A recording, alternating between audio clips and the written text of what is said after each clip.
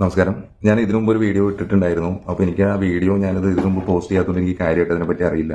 നമ്മൾ മറ്റൊരാളുടെ പേര് പരാമർശിക്കാൻ പാടില്ല, ഡിഫമേഷന് വേണ്ടി കേസ് എടുക്കും എന്നൊക്കെ ഒരു പ്രമുഖ നടൻ പറയുന്നത് കേട്ടു.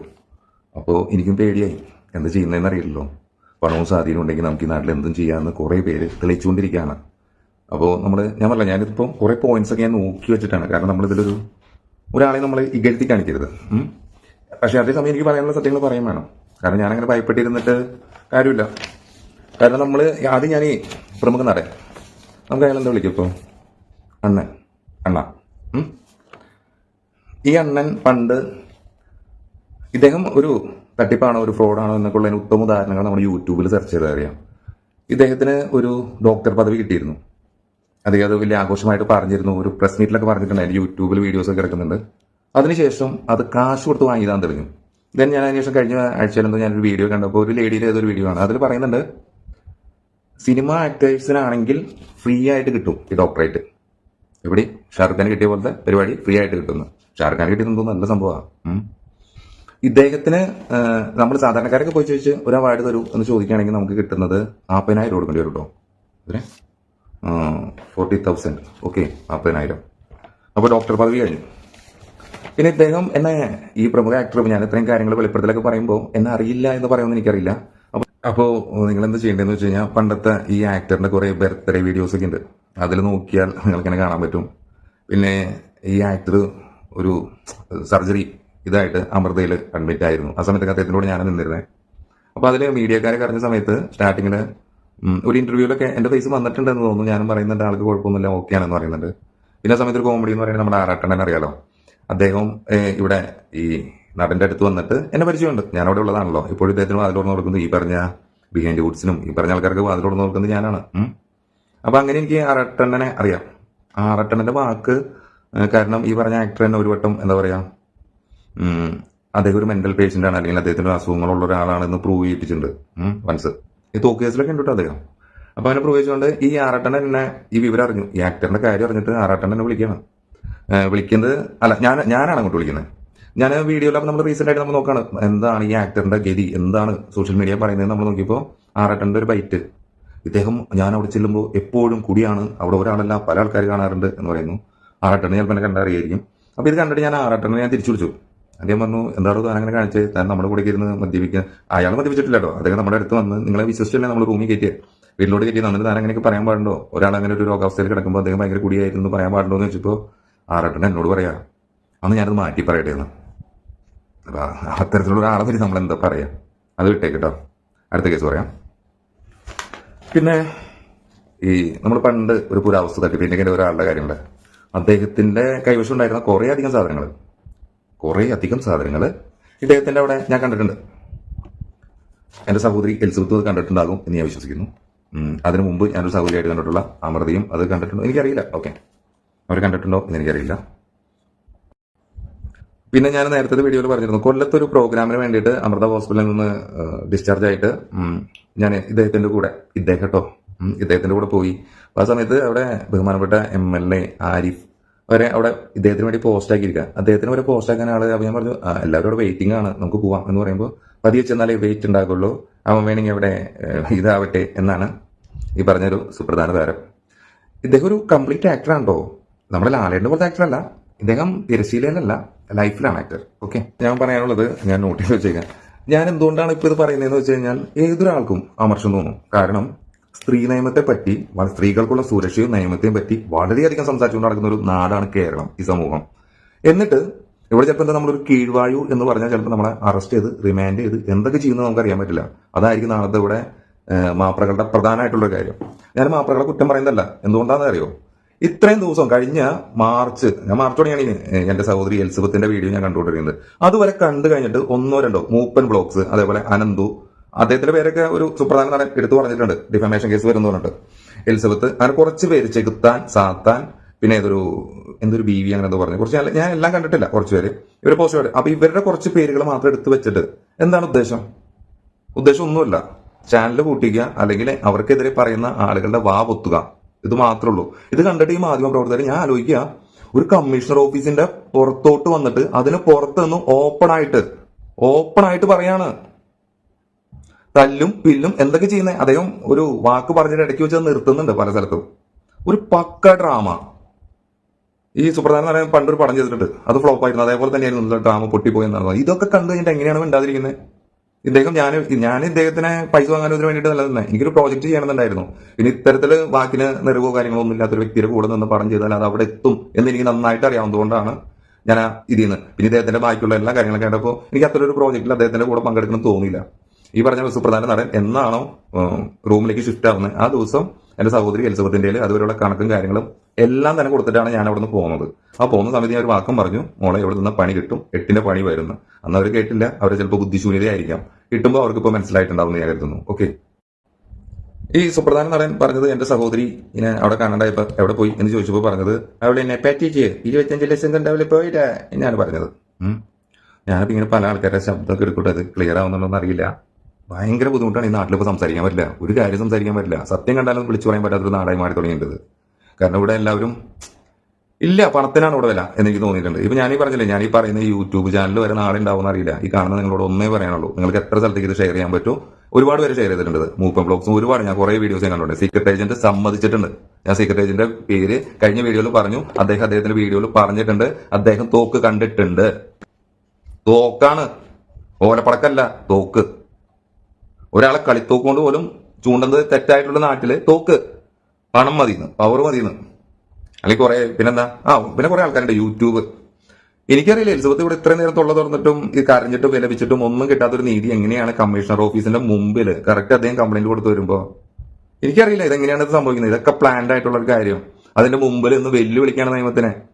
എടി പോടി എന്നൊക്കെ വിളിക്കുകയാണെങ്കിൽ ഞാൻ അങ്ങനെ ചെയ്യും ഇങ്ങനെ ചെയ്യും എന്നൊക്കെ പറയുന്നത് എന്താണല്ലേ നാട്. ഇതൊക്കെ കണ്ടിട്ടാണ് ഞാൻ പ്രതികരിക്കുന്നത്.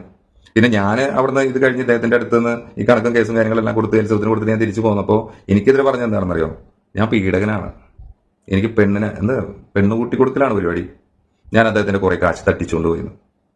ഡോണറിന്റെ കേസിൽ ഇദ്ദേഹത്തിന്റെ കയ്യിൽ നിന്ന് 1 രൂപ പോണെങ്കിൽ ചില വാക്കുകളൊന്നും ഇവിടെ ഉപയോഗിക്കാൻ പറ്റില്ല.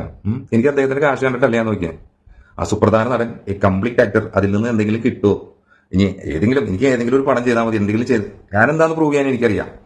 ആ രീതിയിലാണ് ഞാൻ മാത്രം ഉദ്ദേശിച്ചാണ് ഞാൻ അദ്ദേഹത്തിലോട്ട് എത്തുന്നത്. അപ്പൊ ഇതേപോലത്തെ ഒരു നാട്ടിൽ എന്താണ് പറയുന്നത്, എലിസബത്ത് ഇവിടെ ഇരുന്ന് കരഞ്ഞിട്ട് ഒരാള് പോലും ഒരു കാര്യത്തിനോ സ്വമേധിയ കേസെടുക്കാവുന്ന എത്രയോ വകുപ്പുകളുണ്ട്. ഒരു സ്ത്രീ എന്നെ പീഡിപ്പിച്ചു അല്ലെങ്കിൽ റേപ്പ് എന്നുള്ള വാക്കൊന്നും പറയാൻ പാടില്ല. അങ്ങനെ അത്തരം കാര്യങ്ങളൊക്കെ ഒരു സ്ത്രീ ഇരുന്ന് പറയാണ്, ലൈവായിട്ട് പറയാണ് അവര്. ഇങ്ങനെയൊക്കെ ഞാൻ അനുഭവിച്ചു എന്ന് പറഞ്ഞാൽ എവിടെ നീതി? ഇതാണോ കാവ്യനീതി? അല്ല. ഇതുകൊണ്ടൊക്കെ തന്നെയാണ് ഞാൻ പറയുന്നത്. പിന്നെ ഞാൻ കമന്റ്സ് കുറച്ച് വായിച്ചിരുന്നു. അപ്പൊ അതിൽ എന്തുകൊണ്ടാണ് പറയുന്നത് ഞാൻ വ്യക്തമായിട്ട് പറയുന്നു. ഇതെല്ലാം നിങ്ങൾ സേവ് ചെയ്ത് വെക്കണം. കാരണം എന്താണെന്ന് വെച്ച് കഴിഞ്ഞാൽ ആരെങ്കിലും ഒരാള്, ഞാനിപ്പോ ഇത് എവിടെയെങ്കിലും പോയി പറഞ്ഞാൽ എനിക്കറിയില്ല അവിടെ എന്തൊക്കെ നടക്കും. ഒരു കോടതിയുടെ പേപ്പറിൽ വരെ ഇപ്പൊ നമ്മുടെ ഇന്നത്തെ കാലത്ത് നാട്ടിൽ പല നടക്കും. കോടതിയുടെ പേപ്പറിൽ വരെ പേപ്പർ മാറ്റാം, വ്യാജ സൈൻ ഇടാം, ഇത്തരം പരിപാടികൾ നടക്കുന്ന ഒരു നാട്ടില് ഞാനെങ്ങനെയാണ് ഞാൻ സ്റ്റേറ്റ്മെന്റ് ഞാൻ കൊടുക്കുന്നത്? എനിക്ക് പേടിയാണ്. ഞാൻ പറയുന്ന സ്റ്റേറ്റ്മെന്റ് തന്നെയാണോ ആ പേപ്പറിൽ വരാൻ എനിക്ക് ഉറപ്പില്ല. ഞാൻ പറയുന്ന ഒരു വാക്ക് മാറിക്കഴിഞ്ഞാൽ അതിന്റെ സംഭവം മാറും, ചിലപ്പോൾ ഞാൻ പ്രതിയാവും. അപ്പൊ ഇത്തരം ഒരു നാട്ടിൽ നമുക്കൊരു സുരക്ഷയില്ല, സ്ത്രീകൾക്ക് ഒട്ടുമില്ല എന്ന് ഞാൻ പറയുന്നു.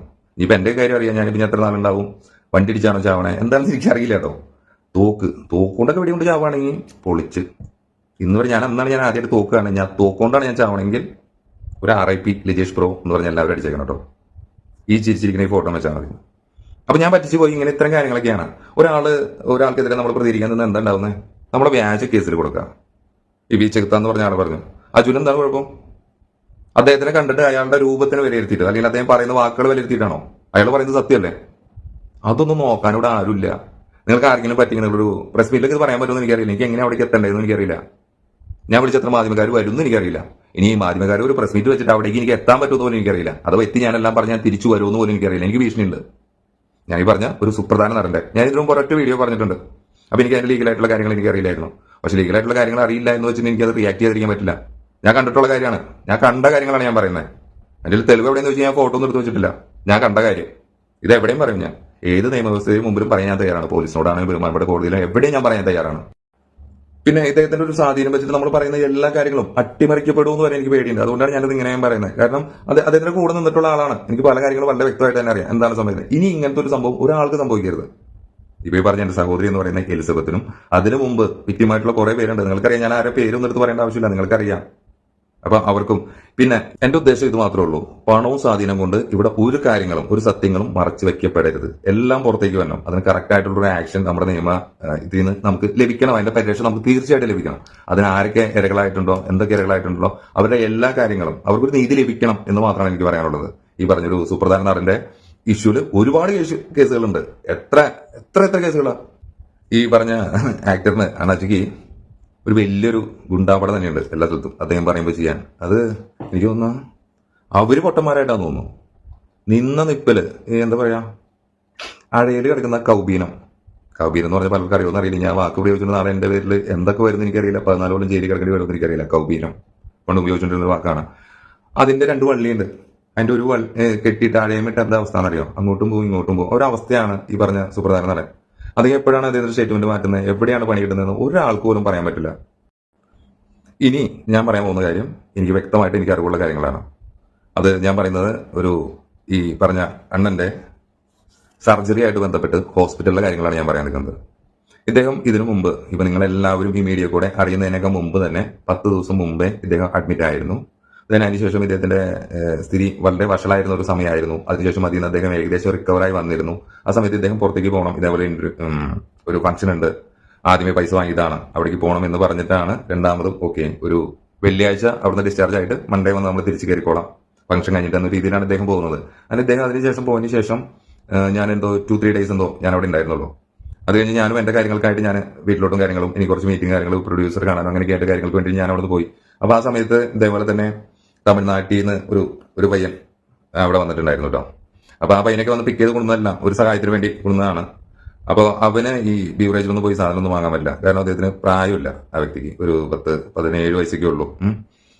അപ്പൊ അതുകൊണ്ട് ഞാനാണ് പോയത്. ഞാൻ പറഞ്ഞല്ലോ, ഞാനൊരു മോർഫ്യൂസോ അങ്ങനെ എന്തോ ഞാൻ 2 എണ്ണം ഞാൻ വാങ്ങി കൊടുത്തിട്ടാണ് പോയത്. പിന്നെ അതിനുശേഷം അവിടെ കുപ്പികൾ വന്നിട്ട് ആ ഒരു ആഴ്ചയിൽ ഫുള്ള് ടൈറ്റ് ആയിരുന്നു അദ്ദേഹം അടിച്ച്. അപ്പോൾ ഇതേപോലെ ഒരു ക്രിട്ടിക്കൽ ഇതിലിരിക്കുന്ന അദ്ദേഹം പിന്നെ അടിക്കാണ്. അപ്പൊ അദ്ദേഹത്തിന്റെ ആരോഗ്യനില എത്രമാത്രം വഷളാവും. അതിനുശേഷം ഇദ്ദേഹം എന്നെ വിളിച്ചു. ആ സമയത്ത് ഞാൻ അവിടെ കാസർഗോഡ് അവിടെ എന്ത് പറഞ്ഞു, ഒരു ട്രെയിൻ യാത്രയിലാണ്. അലിജേഷേ, നമുക്ക് ചെന്നൈ വരെ ഒന്ന് പോകണം, നിന്റെ ID കാർഡും ആധാർ കാർഡും ഒന്ന് അയക്ക്, ടിക്കറ്റ് എടുക്കാനാ എന്ന് പറഞ്ഞു. അല്ല, ഞാൻ എനിക്ക് ഇഷ്ടപ്പെട്ട ആൾക്കാരെ സൗണ്ട് എനിക്ക് ഇരിക്കുന്നുണ്ടോ, വേറെ ഒന്നും വിചാരിക്കില്ലേ. അപ്പൊ അങ്ങനെ പറഞ്ഞപ്പോ ഞാൻ അയച്ചു കൊടുത്തില്ല എന്റെ ഭയത്തിന്. അതിനുശേഷം ഞാൻ ഇദ്ദേഹത്തിനെ കാണാൻ വേണ്ടിയിട്ട് നേരത്തെ നമ്മൾ പറയപ്പെടുന്ന ആ ഗസ്റ്റ് ഹൗസിലോട്ട് ഞാൻ എത്തുകയാണ്. അവിടേക്ക് എത്തുമ്പോൾ ഇദ്ദേഹത്തിന് ഒരുപാട് സുഹൃത്തുക്കൾ കാര്യങ്ങളൊക്കെ ഉണ്ട്. സത്യം പറയാലോ, അണ്ണൻ എനിക്ക് ചോറൊക്കെ വാരി തന്നു, ഞാനും അദ്ദേഹത്തിന് ചോറൊക്കെ വാരി കൊടുത്തു. അപ്പോഴേക്കും ഇദ്ദേഹം വെള്ളത്തിൽ തന്നെയാണ്. ഇദ്ദേഹത്തിന് ലൈം ജ്യൂസ് വേണമെന്ന് പറഞ്ഞു. ഞാൻ ഫ്ലാറ്റിൽ പോയി, ഞാനും കൂടെ ഉണ്ടായിരുന്ന ആ പയ്യനും കൂടി ആ സമയത്ത് രാത്രി 11-12 മണി എന്തായപ്പോൾ ഫ്ലാറ്റിൽ പോയി ലൈമൊക്കെ ഉണ്ടാക്കിക്കൊണ്ട് ഇദ്ദേഹത്തിന് കൊടുത്തു. അപ്പോൾ ഇദ്ദേഹം ഉണ്ണിയേട്ടൻ ഫ്ലാറ്റ് കിടന്നിരുന്നു. അത് കഴിഞ്ഞ് ഞാൻ രാത്രിക്ക് തന്നെ ഞാൻ അവിടെ നിന്ന് പോരുകയും ചെയ്തു. പിറ്റേ ദിവസം രാവിലെ ഒരു 11 മണിയോട് കൂടിയൊക്കെയാണ് ഞാനത് അറിയുന്നത്. ഇദ്ദേഹം ഭയങ്കര സീരിയസ് ഒരു കണ്ടീഷനായിട്ട് ഞാൻ അറിയുന്നത്. എന്നെ ആരും വിളിച്ചു പറഞ്ഞില്ല. കാരണം എന്നെ വിളിച്ചു പറയാൻ ഇദ്ദേഹം വിളിച്ചു പറയേണ്ടത്. പിന്നെ എന്റെ സർവന്റ് മറ്റേ പയ്യനും എന്നെ വിളിച്ചു പറഞ്ഞു. അങ്ങനെ ഞാൻ ഹോസ്പിറ്റലിലേക്ക് എത്തിയപ്പോൾ ഇദ്ദേഹം വല്ലാത്തൊരു ക്രിട്ടിക്കൽ സ്റ്റേജിലാണ്. ആ സമയത്ത് ഇതേപോലെ തന്നെ ഡോക്ടർമാരും അവിടുത്തെ അരുൺ ഡോക്ടർ, പിന്നെ അമൃത ഹോസ്പിറ്റലിലെ സ്വാമി, അങ്ങനെ ഒരുപാട് പേര് ഇദ്ദേഹത്തിന്റെ ഇതിന് വേണ്ടിയിട്ട് ഒരുപാട് പേര് കെയർ ചെയ്തിട്ടുണ്ട്, പല കാര്യങ്ങൾ ചെയ്തിട്ടുണ്ട്. ഒരാൾ നന്നാവാത്തത് നമ്മുടെ കുഴപ്പമില്ല, അദ്ദേഹത്തിന് നന്നാക്കാൻ നമുക്ക് പല രീതിക്ക് നോക്കാം എന്ന് പറയുന്ന പോലെ ഒരുപാട് പേര് അമൃത ഹോസ്പിറ്റൽ വളരെയധികം ഈ ഇതിന് വേണ്ടിയിട്ട് ഒരുപാട് കഷ്ടപ്പെട്ടിട്ടുണ്ട്. ഇദ്ദേഹത്തിന് ചെയ്യാവുന്ന എല്ലാ ഫെസിലിറ്റീസും ചെയ്തു കൊടുത്തിട്ടുണ്ട്. പിന്നെ ഇദ്ദേഹം പറയുന്നത്, എനിക്ക് തോന്നുന്നു എലിസബത്തിന്റെ ബ്ലഡ് ഗ്രൂപ്പ് O പോസിറ്റീവ് ആണ്, ഇദ്ദേഹത്തിന്റെ ബ്ലഡ് ഗ്രൂപ്പ് O പോസിറ്റീവ് ആണ്. എന്തുകൊണ്ട് എലിസബത്ത് കൊടുത്തില്ല എന്നൊരു ചോദ്യം നിങ്ങൾക്ക് എല്ലാവർക്കും ഉണ്ടാവും. എലിസബത്ത് കൊടുക്കാൻ തയ്യാറായിരുന്നു, വാങ്ങാൻ ഇദ്ദേഹം തയ്യാറായിരുന്നില്ല. ഒരു സ്ഥലത്തുനിന്നും ഈ പരിപാടി ലിവർ എന്ന് പറയുന്ന ഒരു കോഴിയുടെ ലിവർ കേട്ടോ, അത് കോഴി എന്താ എനിക്കറിയില്ല, ആ സാധനം അത് കിട്ടില്ല എന്നറിഞ്ഞപ്പോഴാണ് ഇദ്ദേഹം വീണ്ടും ഇവരെ സമീപിക്കുന്നത്. അപ്പൊ ആദ്യം സ്റ്റാർട്ടിങ്ങിൽ പറഞ്ഞത് ഈ എലിസബത്തിനെ ഇവിടേക്ക് കയറ്റരുത് എന്നാണ് പറഞ്ഞിരുന്നത്. ഇത്രയും സീരിയസ് ആയപ്പോഴും ആ പാവം എന്റെ പപ്പയും മമ്മിയും എല്ലാവരും കൂടി ആ സമയത്ത് എലിസബത്തിന്റെ ഒരു ചേട്ടൻ അവിടെ വർക്ക് ചെയ്യുന്നുണ്ട്. ഓക്കെ, അവിടെ വർക്ക് ചെയ്യുന്നുണ്ട്, എന്തോ പഠിച്ചുകൊണ്ടിരുന്ന എന്താ പറയാ, എനിക്ക് അവിടെ ഉണ്ട് അദ്ദേഹം ആ സമയത്ത്. ഇവരെ ആരും കയറ്റി വിടണ്ട എന്നാണ് പറഞ്ഞത് ഈ പറഞ്ഞ സുപ്രധാന ആക്ടർ തന്നെയാണ്. ഈ ആക്ടർ പറഞ്ഞിട്ട് താഴത്തേക്ക് ഈ കാര്യങ്ങൾ അറിയിച്ചതും സെക്യൂരിറ്റി ടീമിനെല്ലാം വിളിച്ച് പറഞ്ഞ് എലിസബത്ത് വരാണെങ്കിൽ കയറ്റി വിടരുന്നത് പറഞ്ഞതും ഞാനാണ്. ആര് പറഞ്ഞിട്ട്? സുപ്രധാന നടൻ പറഞ്ഞിട്ട്, അണ്ണ. ഓക്കെ, അപ്പൊ നിങ്ങൾക്ക് കാര്യങ്ങൾ ക്ലിയർ ആവുന്നുണ്ടല്ലോ. അപ്പോൾ പിന്നെ എന്തുകൊണ്ട് ഇത് കൊടുക്കാൻ പറ്റില്ല എന്ന കാര്യങ്ങൾ എന്ന് പറയുകയാണെങ്കിൽ, സപ്പോസ് ഇത് കൊടുത്തു കഴിഞ്ഞാൽ ഇത് തലയിലാവും. എവിടെ നമ്മുടെ അണ്ണാത്തേരെ ബഡ്ജറ്റില്ലേ, മൊത്തം ഇവർ കൊണ്ടുപോകും എന്ന് അണ്ണൻ വിചാരിച്ചു. അപ്പൊ അണ്ണൻ എന്താ വേണ്ടേ? അണ്ണന് വേണ്ടത് അവിടെ കെയറിങ്ങിന് ഒരാൾ മാത്രം മതി. അപ്പൊ ആ സമയത്ത് വേറൊരു പുതിയൊരു ഡോണർ വരുന്നു. ഈ സുപ്രധാന നടന്റെ ഒരു ജിം ട്രെയിനർ ആയിരുന്ന ഒരാള്, അവരുടെ ഒരു കൂട്ടുകാരൻ അവരെ ഈ പറഞ്ഞ ആക്ടറുടെ കൂടെയുള്ള മറ്റൊരു എന്താ പറയാ ആക്ടർ അവരുടെ കെയർ ഓഫിലാണ് ഇത് തന്നെ. ഞാനാണ് ഈ സത്യമായിട്ട് എന്റെ ലിവർ അല്ല ഒരു സാധനം ഞാൻ കൊടുക്കില്ല. 10 വയസ്സാണ്, ചത്തുപോയി എന്ത് ചെയ്യും? ഒരു ഗുണമില്ല അയാൾ കൊടുത്തിട്ട്. സഹാനുഭൂതി നോക്കിയിട്ട് കാര്യമൊന്നുമില്ല, കാശ് കിട്ടിയിട്ട് കാര്യമൊന്നുമില്ല. 25 ലക്ഷം കൂടി ജീവിതം കിട്ടുമോ? കിട്ടില്ല.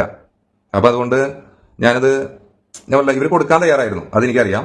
പിന്നെ ലീഗൽ പേപ്പറിൽ ഒരിക്കലും ഈ എലിസബത്ത് ലീഗലായിട്ടല്ല മാരേജ് കഴിഞ്ഞിട്ടുള്ളത് ഇവരുടെ. ആ സത്യം ഞാൻ അറിയുന്നത് ആ സമയത്താണ്. കാരണം അവിടെ സർട്ടിഫിക്കറ്റ് ഇല്ല, ഈ പറഞ്ഞ സുപ്രധാന നടന്റെ വൈഫാണ് എന്ന് തെളിയിക്കുന്ന ഒരു സർട്ടിഫിക്കറ്റ് ഇല്ലാത്തതുകൊണ്ട് അത് എലിസബത്തിന്റെ ഒരു ആവശ്യം വന്നില്ല. അപ്പൊ എലിസബത്ത് അവിടെ നിന്ന് എന്തായി? Care taker. ഓക്കെ, അപ്പോഴും ഇദ്ദേഹം കേട്ടോ നമ്മളോട് പറയുന്നത് എന്താ? എലിസബത്തിനെ കേറ്റരുത്, അവള് ലൂസ്. അത് കഴിഞ്ഞിട്ട് അതേ അറ്റേ ടൈമില് മച്ചാൻ എന്ത് ചെയ്യണേ? കോളാണ് രാത്രി കിടന്നിട്ട് ആർക്ക്? എലിസബത്തിന്. ഇത് എലിസബത്ത് പറയുമ്പോഴാണ് നമ്മൾ അറിയുന്നത്. അപ്പൊ എങ്ങനെയുണ്ട് ഇദ്ദേഹത്തിന്റെ പരിപാടി? ഇദ്ദേഹത്തിന്റെ എന്താ പറയാ വല്ലാത്തൊരു അവസ്ഥയിൽ ഞാൻ സ്വന്തം ചേട്ടനെ പോലെ ഞാൻ കരുതിയിരുന്നത്. നമ്മളിപ്പോ നമ്മുടെ ചേട്ടൻ ഒരു അസുഖ കാര്യങ്ങളൊന്നും നമ്മൾ കൂടെ നിൽക്കും. അങ്ങനെയാണ് ആദ്യത്തെ 10 ദിവസം ഞാൻ നിന്നത്. എന്നിട്ടാണ് ഞാൻ 25 ലക്ഷത്തിൽ ഓടിപ്പോയ ഒരാളായത് കേട്ടോ. അതിനുശേഷം ഇത് കേട്ടിട്ടും ഞാൻ എന്റെ ദുഃഖവെള്ളി ഈസ്റ്ററും പെസവ്യാഴവും കളഞ്ഞിട്ട് ഞാനും എന്റെ സഹോദരിയായ എലിസബത്തും പിന്നെ സുപ്രധാന നടന്റെ സുപ്രധാന കൂട്ടുകാരനായ വേറൊരു ആക്ടറും ഞങ്ങൾക്കൊന്നും അവിടെ നിൽക്കാൻ പ്രാന്തൊന്നുമില്ല, ഓളല്ല. പക്ഷെ സുപ്രധാന നടന്റെ സുപ്രധാന കൂട്ടുകാരൻ നിന്നത് എന്തിനു വേണ്ടിയിട്ടായിരുന്നു എന്ന് എനിക്കറിയില്ല. അത് ബെസ്റ്റ് ഒരു ടൈപ്പ് ആയിരുന്നു. ആ മച്ചാനെ പറ്റി ഞാൻ ഒരിക്കലാണ് വിചാരിച്ചില്ല.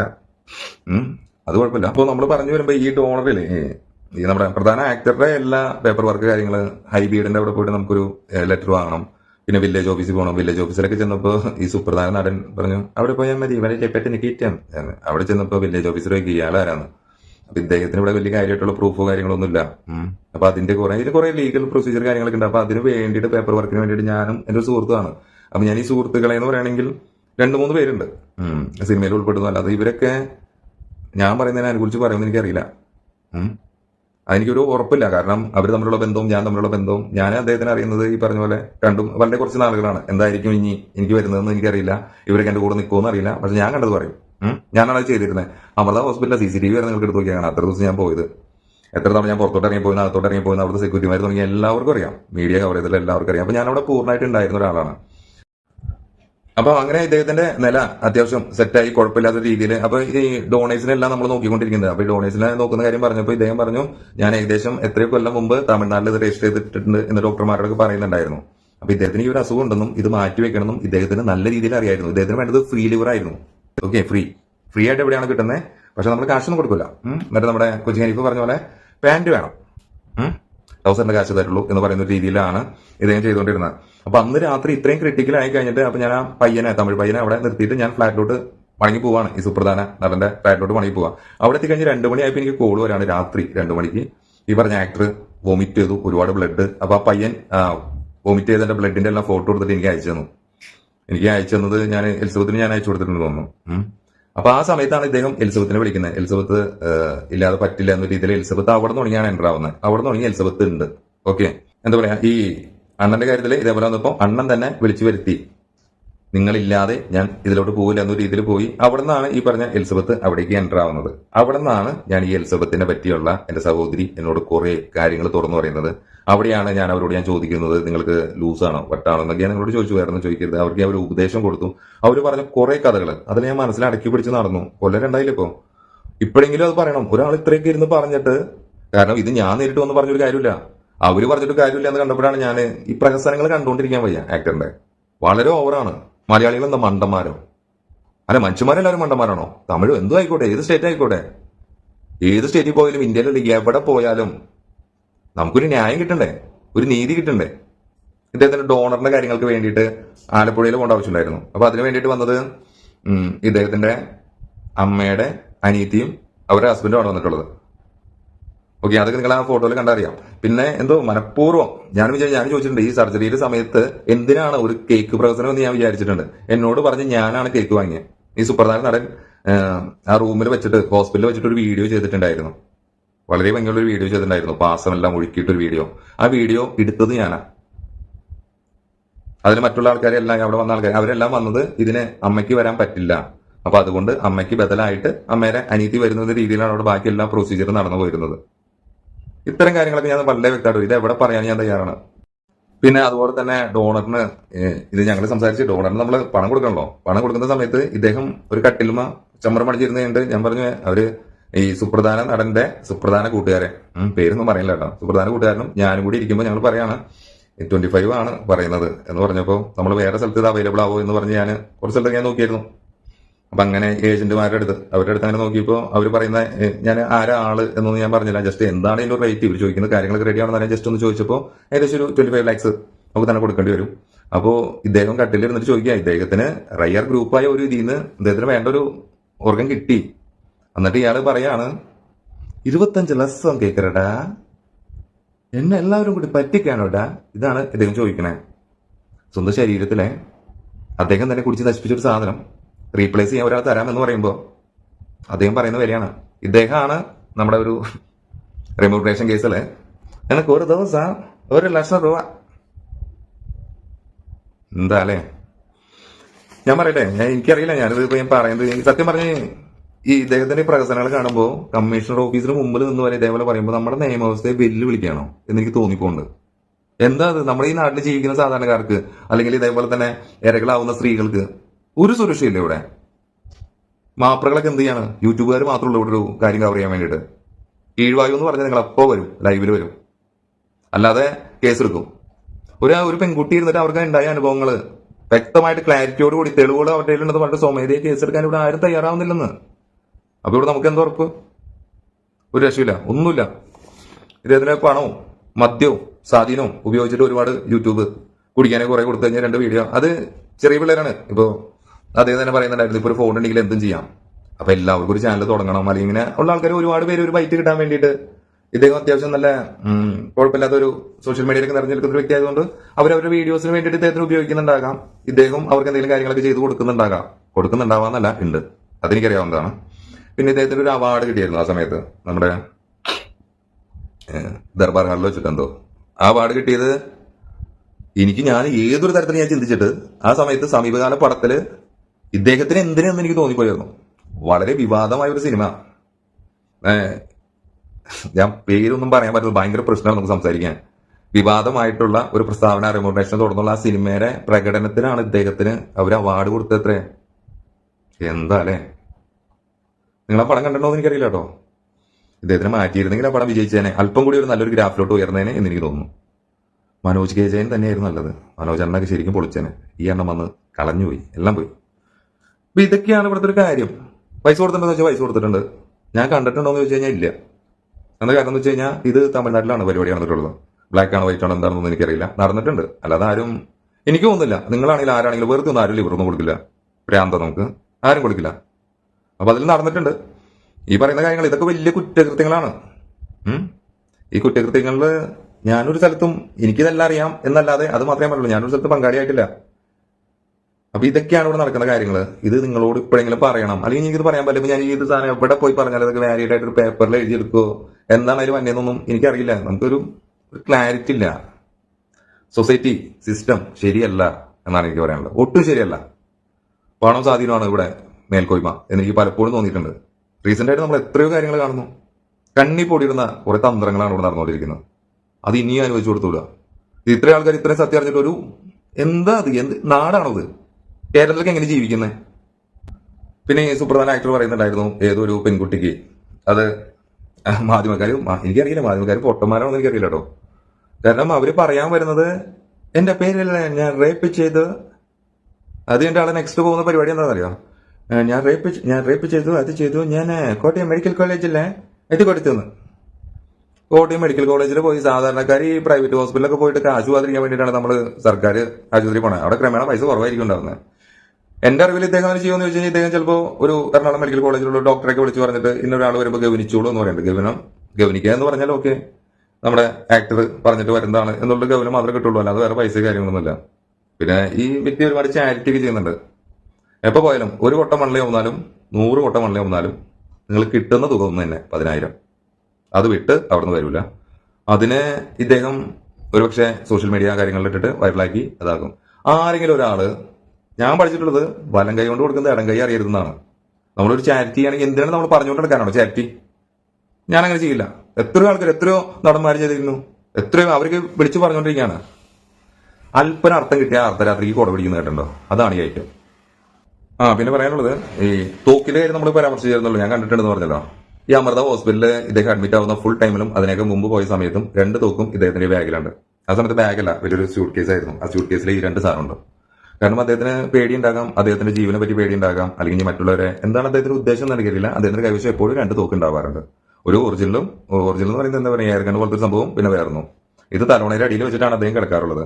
പലപ്പോഴും ഞാൻ അദ്ദേഹത്തിന്റെ ഫ്ളാറ്റിൽ താമസിക്കുന്ന സമയത്ത് എന്താ പറയാ സിറ്റോടും കൂടെ എന്താ പറയാ പുറത്താണ്, മുറിക്ക് പുറത്താണ് ഈ സംഭവം തൂക്കിയിരിക്കുന്നതെങ്കിൽ അത് എടുത്തുകൊണ്ട് വരാൻ എന്നോട് പറയാറുണ്ട്. ഞാൻ അത് എടുത്ത് അദ്ദേഹത്തിന് കൊടുക്കാറുണ്ട്. അദ്ദേഹം തലോണയുടെ അടിയിൽ വെച്ചിട്ടാണ് കിടന്നുറങ്ങാറ്. പിന്നെ പറയാനുള്ളത് റെമ്യൂണറേഷൻ. UMF എന്ന് പറഞ്ഞ ഉണ്ണി മുകുന്ദന്റെ കമ്പനി, പ്രൊഡക്ഷൻ കമ്പനിയിൽ നിന്ന് നമ്മൾ ഈ ഡൊണേഷനൊക്കെ കൊടുക്കുമ്പോൾ നമ്മുടെ ഈ 6 മാസത്തെ 1 ഇയർ ഒക്കെ സ്റ്റേറ്റ്മെന്റ് കാണിക്കണം. നമ്മൾ പണം അങ്ങോട്ടും ഇങ്ങോട്ടും മാറിയിട്ടില്ല എന്ന് പറഞ്ഞ് ഡോണറും കാണിക്കണം, ഈ നമ്മൾ സ്വീകരിക്കുന്ന ആൾക്കാർ കാണിക്കണം. അപ്പൊ അത്തരത്തിൽ കാണിച്ചപ്പോൾ ഞാനാണ് ഈ HDFCയിലെ അങ്ങനെ ഇൻഡസ്ഇൻഡ് ബാങ്കിന്റെ നമ്മൾ 2-3 ബാങ്കിന്റെ വാങ്ങിയിരുന്നു, അതിൽ കൊള്ളാവുന്ന ഒരു ഇത് നോക്കിയിട്ട് കൊടുക്കാൻ വേണ്ടിയിട്ട്. അത്തരത്തിൽ കൊടുത്ത സമയത്ത് ഞാൻ വെറുതെ പേജ് മറിച്ച് നോക്കിയപ്പോൾ ഞാൻ കണ്ടിട്ടുണ്ട് റെമ്യൂണറേഷന്റെ കാര്യം. ഇദ്ദേഹത്തിന് ഈ റെമ്യൂണറേഷൻ ഈ പറഞ്ഞ UMF എന്ന് പറഞ്ഞ ഇതിൽ നിന്ന് കിട്ടിയിട്ടുണ്ടെന്ന് ഞാൻ വ്യക്തമായി അദ്ദേഹത്തിന്റെ ബാങ്ക് സ്റ്റേറ്റ്മെന്റിൽ കണ്ടിട്ടുള്ളതാണ്. അപ്പൊ അദ്ദേഹം പറയുന്ന നുണയല്ലേ, എന്തൊക്കെ നുണകൾ അദ്ദേഹം പറഞ്ഞിട്ടുള്ളത്. ഇദ്ദേഹത്തിന്റെ പ്രീവിയസ് വീഡിയോസ് എല്ലാം എടുത്ത് നോക്കി ഇദ്ദേഹം കാണിക്കുന്ന എല്ലാത്തിനും അറിയാം. ഒരേ പാറ്റേൺ ആണ് ഇദ്ദേഹം സംസാരിക്കുന്നതെല്ലാം. ഇദ്ദേഹത്തിനോട് ഒരു അലിഗേഷൻ വന്ന അപ്പൊ തന്നെ അലിഗേഷനെ പറ്റി സംസാരിച്ച് തുടങ്ങിയതിന് ശേഷം നെക്സ്റ്റ് ഇയാൾ പറയുന്നത് ആരെങ്കിലും ചാറ്റ് ചെയ്ത കാര്യമായിരിക്കും. നിങ്ങളിതെല്ലാം കേട്ടിട്ടൊന്ന് പറയട്ടോ. സത്യം പറഞ്ഞാൽ എനിക്ക് ഇതൊക്കെ അറിയാവുന്ന ഒരുപാട് പേരുണ്ട്. ഇവരൊക്കെ കൂറുമാറും എന്നെനിക്ക് നല്ല ഉറപ്പാണ്. ഒരു കാര്യം ഞാൻ നിങ്ങളോട് ഞാൻ പറയാം, നിങ്ങൾ എന്തായാലും ഇത്ര പേര് വീഡിയോസ് കാണുമെന്ന് അറിയില്ല. ഞാൻ ജസ്റ്റ് ഒന്ന് ഓപ്പൺ ചെയ്ത് നോക്കി താഴെ ഒരുപാട് കമന്റ്സ് തന്നു. എന്നെ സപ്പോർട്ട് ചെയ്യുന്ന എല്ലാവർക്കും നന്ദി. എനിക്കറിയില്ല ഞാനിത് എത്ര വീഡിയോ ഒന്നും എനിക്ക് ചെയ്യാൻ പറ്റും, എന്റെ ചാനൽ ബാനായി പോവോ, റിപ്പോർട്ട് അടിച്ച് കളയോ, ഒന്നും എനിക്കറിയില്ല. പക്ഷെ നിങ്ങൾ അതാണ് ഞാൻ നിങ്ങളോടെല്ലാം ഷെയർ ചെയ്യാൻ തന്നെ. ആരൊക്കെ മാറിയാലും ഞാൻ മാറില്ല. ഞാൻ ഈ പറഞ്ഞ എന്റെ സ്റ്റേറ്റ്മെന്റിൽ തന്നെ ഞാൻ ഉറച്ചു നിൽക്കുന്നു. കാരണം ഇതിപ്പോ ഈ പറഞ്ഞ അണ്ണന് ചിലപ്പോൾ എന്നെ എന്താ പറയാ കൊല്ലാൻ പറ്റിയിരിക്കും, തോൽപ്പിക്കാൻ പറ്റില്ല. ഞാൻ പറയും, എവിടെയും പറയും 100%. കാരണം ഞാനത് പറയണം. അല്ലെങ്കിൽ ഇന്ന് ഈ എന്റെ സഹോദരി എലിസബത്തിന് സംഭവിച്ചത്, അല്ലെങ്കിൽ അതിനേക്കാൾ മുമ്പ് മറ്റാളുകൾക്ക് സംഭവിച്ചിട്ടുള്ളത് ഇവിടെ തുടരും. അത് ഒരിക്കലും നമ്മൾ അനുവദിച്ചു കൊടുക്കേണ്ട കാര്യമല്ല. പ്രതികരിക്കണം, നിങ്ങളെല്ലാവരും പ്രതികരിക്കണം എന്നാണ് എനിക്ക് പറയാനുള്ളത്. പിന്നെ ഒരു കാര്യം കൂടി ഞാൻ പറയുന്നു. ചെകുത്താനുണ്ടായ ഒരു കാര്യം ഞാൻ കണ്ടിട്ടുണ്ട്. ചെകുത്താനത് വീഡിയോയിൽ പറഞ്ഞ എത്രമാത്രം സത്യം ഉണ്ടെന്ന് എനിക്കറിയില്ല. ഞാൻ ആ വീഡിയോനെ ബേസ് ചെയ്താണ് പറയുന്നത്. ഒരു അലിഗേഷൻ ചെകുത്താന് നേരെ വന്നു കഴിഞ്ഞപ്പോൾ ചെകുത്താനോട് പിറ്റേ ദിവസം എന്തോ പോലീസ് സ്റ്റേഷനിലോ അങ്ങനെ എന്തോ വന്ന് ഹാജരാവാൻ പറഞ്ഞിരുന്നു. അപ്പൊ അയാൾ അദ്ദേഹത്തിന്റെ വീഡിയോയിൽ പറയുന്നതാണോ, നിങ്ങൾക്ക് അതിൽ നോക്കി അറിയാം, ഞാൻ ഉണ്ടാക്കി പറയുന്നതല്ല. അപ്പൊ ഇദ്ദേഹം പറഞ്ഞു ഓക്കെ സാർ ഇതേപോലെ തന്നെ. അപ്പൊ തൊട്ട് പിന്നാലെ വന്നത് എല്ലാ ചാനലുകളിലും ഈ പറഞ്ഞ ചെകുത്താൻ എന്ന് പറഞ്ഞ വ്യക്തി ഒളിവി പോയിരിക്കുന്ന എന്നൊരു വാർത്തയാണ് വന്നത്. എന്നിട്ട് ഇദ്ദേഹത്തിന് കോടതിയോ ചെങ്ങന്നൂരാണ്ടുള്ള വീട്ടിൽ വാതിൽ ചവിട്ടി പൊളിച്ചിട്ടാണ് ഇദ്ദേഹത്തിനെ അറസ്റ്റ് ചെയ്തത്. പിറ്റേ ദിവസം ഞാൻ സ്റ്റേഷനിൽ വന്നോളാം എന്ന് പറഞ്ഞൊരു വ്യക്തിനെയാണ് തലേ ദിവസം ഇവര് പോയി. ഇതൊക്കെ എന്ത് പ്ലാനിംഗ് ആണെന്ന് എനിക്കറിയില്ല. ഒരു കാര്യം ഞാൻ പറയാം, എന്റെ വീടിന് വാതിലിന് ഉറപ്പ് കുറവാണ്. വിളിച്ചാൽ മതി. ഈ പറഞ്ഞ സുപ്രധാന നടന് എന്റെ നമ്പർ അറിയാം.